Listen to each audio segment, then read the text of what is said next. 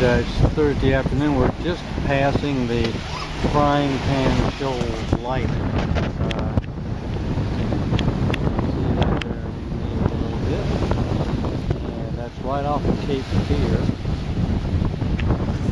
And so the land is about 60 miles off to the east from where we are now.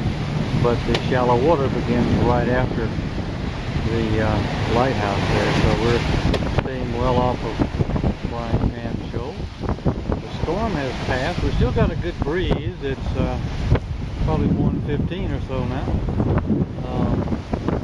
We're staying along.